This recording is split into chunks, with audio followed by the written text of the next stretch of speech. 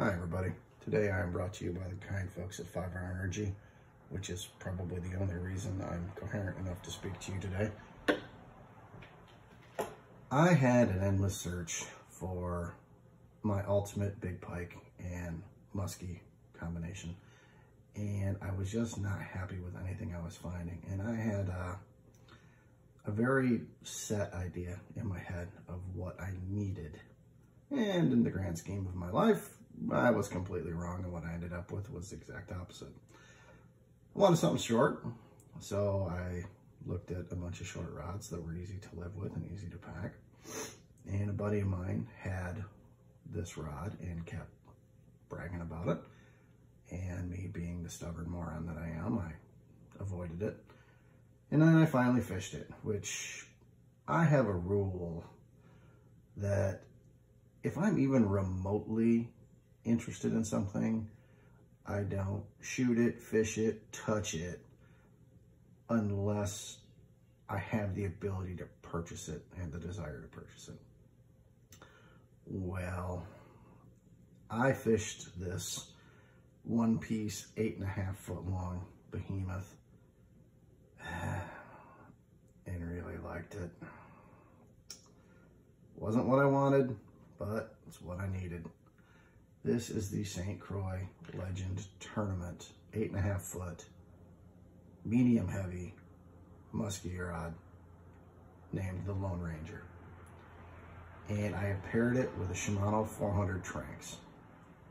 And for line, yeah, I know. I'm that guy. That is monofilament line. That is Andy Monster, 20 pound. I was so hesitant to go to anything this long just because the tube I carry all my rods in was 7.5 foot. This wouldn't fit, which meant I had to completely redo my entire transportation setup. Not what I wanted. But after I fished it for a day, yeah, I just decided I couldn't live without it. So, long story short, I am the proud owner of an 8.5 foot long one-piece rod.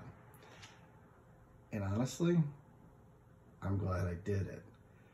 This thing performs so well for what I use it for. Now, how I fish big pike and musky may be different than how a lot of people do it. I do primarily really large whopper ploppers. I do really large soft baits. I fish in a very specific way, and it's because how I enjoy to fish them. Yes, I know it's monofilament. I have issues with braid. Perhaps one day there's a certain person that will get me to try a fancy new braid that I've not tried or yet despised. But as of right now, I haven't taken that leap because honestly, the monofilament's doing everything I need it to. I've had no issues with it. I've had no breakage issues. And when you're throwing around a $30, $40, $50 lure, snapping off on a cast just really sucks. So I'm sticking with the system right now because it's not broke. I'm not worried about fixing it. This rod is just a joy to cast. It's relatively light for being 8.5 feet long. The reel took a little bit to get dialed in. It was not bad. I was a bit hesitant. I've not done baitcasters in a long time. And normally for me, the closest I got to a baitcaster was a big conventional reel lobbing out a gigantic chunk of weight. It wasn't really an over and over and over again casting experience. So I was a little hesitant to go to this, but I've fished baitcasters a whole lot quite a while ago. So I got this and I spent, probably about an hour getting to know the reel and figuring out how to adjust all of the settings on it. And I guess let's get into that because they can be a little bit confusing. This little knob right here, maybe I can zoom in a little bit. This little fella right here actually controls the spool tension and your free spool and a side-to-side play. of the spool. How you adjust that, or at least how I adjust that, or been taught to adjust that, is press the button to cast. That frees the spool, and then you adjust the free fall of whatever lure or jig or whatever you're casting, and see how quickly it descends, how quickly it smashes into the water, and does it backlash the reel there. I run it pretty free. I'm not an overly intelligent guy. I tend to do things the dumbest way possible. It just works for me. I like the distance I get out of it. I've had, oh man, just a couple of backlashes on it, and mainly those are my fault, and it was windy, and that was user error. I think the system on this works exceptionally well. So let's flip the reel over, and then we can take a look at the other side. And I will mention the one single thing I wish this reel came with that it did not. This side of the reel has their spool control system, and this took me a bit of playing with to really figure out how to set it so I liked it. Now, the one upgrade I wish this had, I'm going to show you under this cover, and I wish Shimano would have thought this one through a little better. And if you watch any videos on this reel, you've seen probably a few online where this cover has fallen off on people while they're fishing. I've never had that happen. I don't know if they're just riding way too close. There's a lever right here that you have to flick. And I don't know if people were just getting right on top of that and accidentally hitting it forward. I'm really not sure. So this comes open, comes down, and I took a piece of Power Pro, 80 pound, which in my opinion is about the only good use for this stuff, and loosened this screw and I fixed it from here to here. I did steal this from another YouTuber. It was Tackle Advisors, I believe. Great idea, and it works really, really well. That way, if you're out fishing, you're in a kayak, you're in a boat, you're not gonna lose this plate, because you lose that plate, you're done fishing with this for the day. And you're ordering a very expensive new plate, and you're having a bad day. So this was just kind of a quick, easy, dirty fix for it. Now here,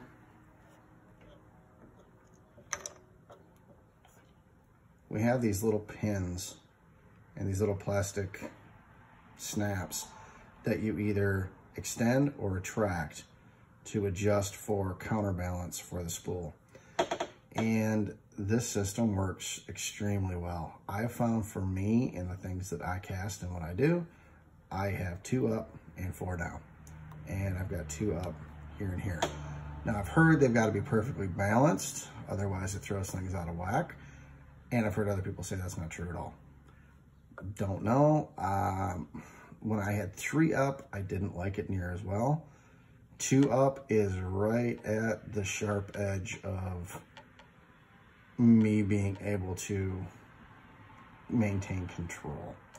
If I do just 1, I can cast a bit further, but it could get a little interesting. So, and I know if I had braid, I would be able to cast further, and my life would be so much better. But yeah, at the moment, I have not a filament. So this is a split grip rod, and I love the cork on it. I love the feel of it. It does have a little bump notch here on the bottom for you to maintain feel under strikes. But honestly, for pike and musky, if you don't know they're biting, I don't know what to tell you, man. They are not bashful little critters. This rod for me, like I said, throws, here, let me show you some examples. Great, big, nasty, ugly flopper ploppers. That's a 190. I do have some regular size ones, but then it also throws 6-inch softies. That's really how I fish for big pike and musky, and it's been pretty productive for me. I do throw the normal people-sized whopper ploppers, but I've found that the great big monsters, I love this color here, and the older folks watching will remember this wonderful color. This one's fantastic too. So this setup, really, I couldn't ask for a whole lot better. I really enjoy it. I've not really had any issues to speak of whatsoever with it, and that makes me insanely happy. There are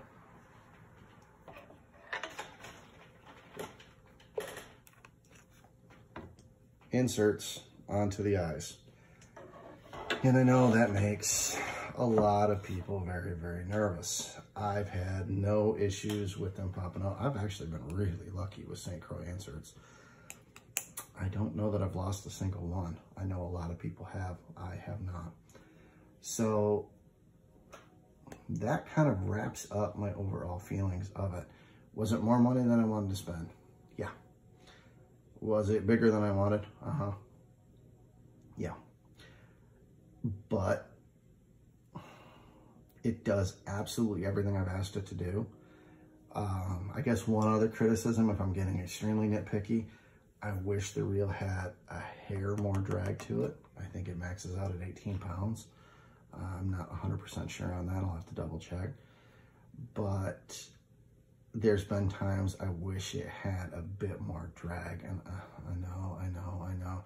You only set it to 20 or 30% of your line's breaking strength. I know. But when you're trying to stop a big pike or a muskie from diving into the cover that's going to break you off, you know, there's times I'd really like to be able to put the brakes on them with something other than my thumb. So overall, I highly recommend both of these if you're going for big pike or muskie. Anything outside of that, I really can't speak to. That's all I've fished on it, and it has been fantastic for me on every trip I've taken it on. I really enjoy fishing it. The fatigue doesn't bother me at all. It's a relatively light rod.